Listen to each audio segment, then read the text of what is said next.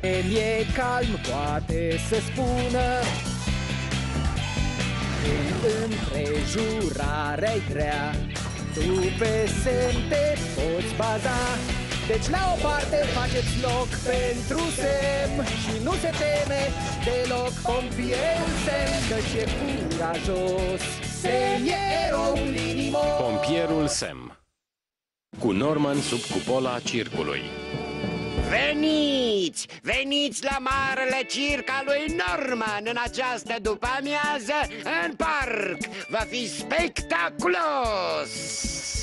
Te auzim, Norman. Stăm chiar în fața ta. Și înseamnă că veniți? Vor fi acrobați? Da, Și animale sălbatice și exotice? bineînțeles! Și maimuțe cu pălării nostime mergând pe unicicluri? Vreți sau nu un bilet? Da! Un circ, Norman, sună foarte interesant. Ar fi bine să pregătesc echipa de intervenții. Vrei să vii? Vrei să vii, pompierule Sam? Mi-ar plăcea, Norman, foarte mult, dar azi sunt de serviciu cu comandantul Steel. Echipaj de pompieri. Pentru exercițiul de azi e nevoie de curaj, sacrificiu și puțină vopsea. Wow! Macheta orașului Pontipandi arată uimitor! Da, impresionant. Într-adevăr, dar ca să fie terminat înainte de marea dezvelire de diseară, voi avea nevoie de ajutor și de un constructor profesionist de încredere. Dar acesta nu a fost disponibil, așa că ne mulțumim cu Mike. Aceea se presupune că sunt eu, dar eu nu port mereu acea bluză groaznică verde. Pam pam tarararam pam pararam tam tarararam pam param taram taram. Doamnelor și domnilor, băieți și fete și bunici, bun venit la cel mai grozav spectacol de pe planetă! Țineți-vă bine! Numărul de trapez vă va tăia răsuflarea! Ta-dam! Ăla-i trapez? E doar un leagăn făcut dintr-un cauciuc și prins de căpriori. Nu e adevărat!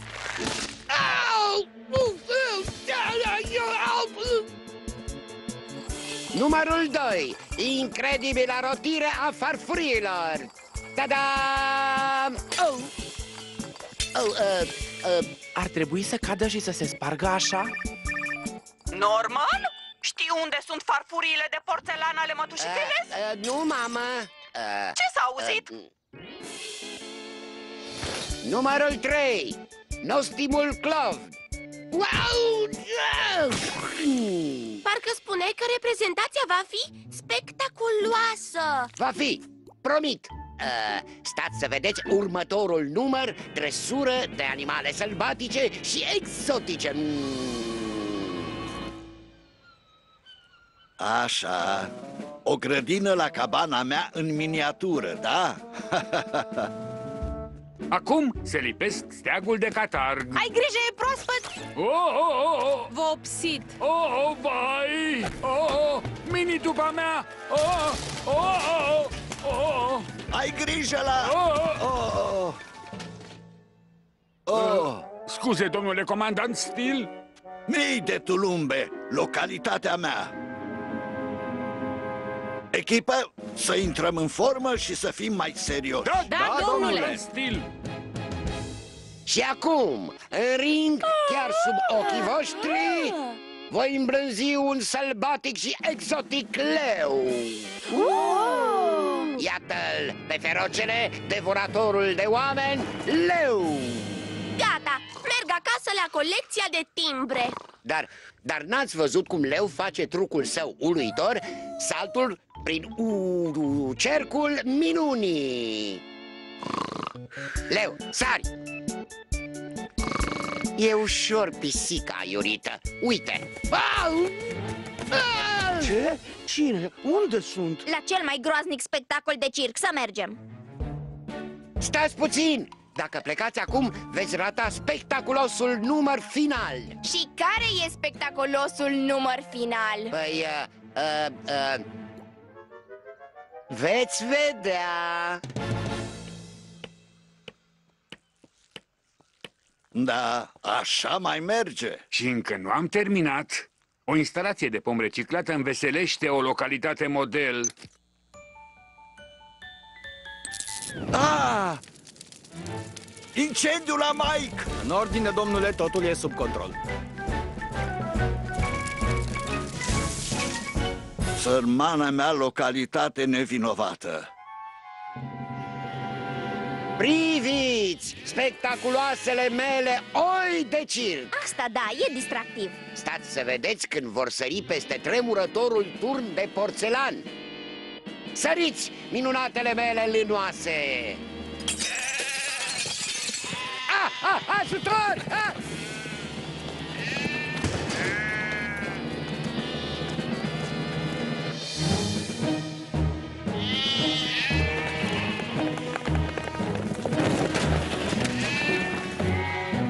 Plecați, oilor! Nu ai plătit aia!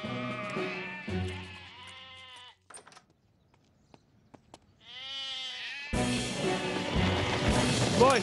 Oh! Cred că ar fi bine să-l anunț pe pompierul Sam.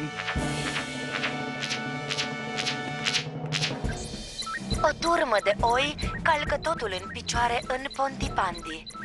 O turmă de oi calcă totul în picioare în Pontipandi.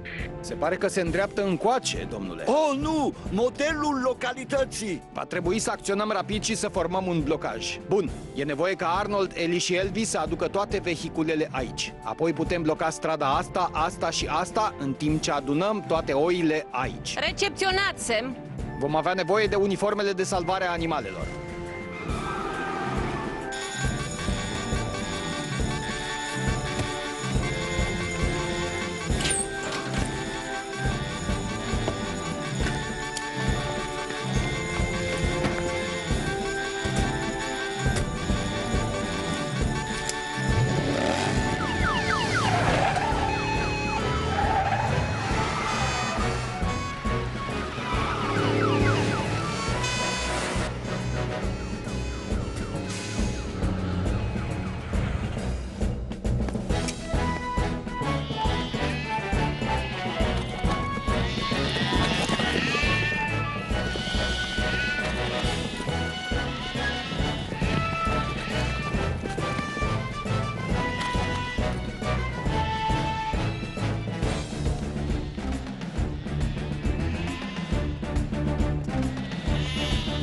Acum adunăm oile fugare, domnule. O, slavă cerului!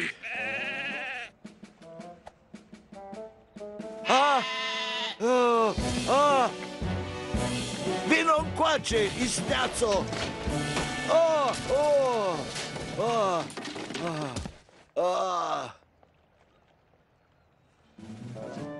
Sărmanele mele mini-legume. Te-am prins. Sunteți gata cu toții? 3, 2, 1!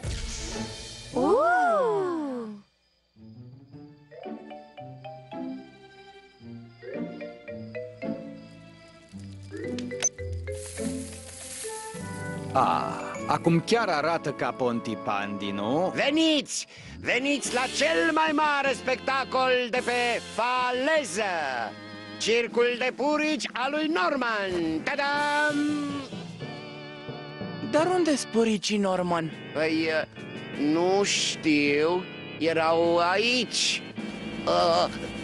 Mă mănâncă. Aplauze pentru puricii mei săltăreți spectaculoși! Norman! Oh!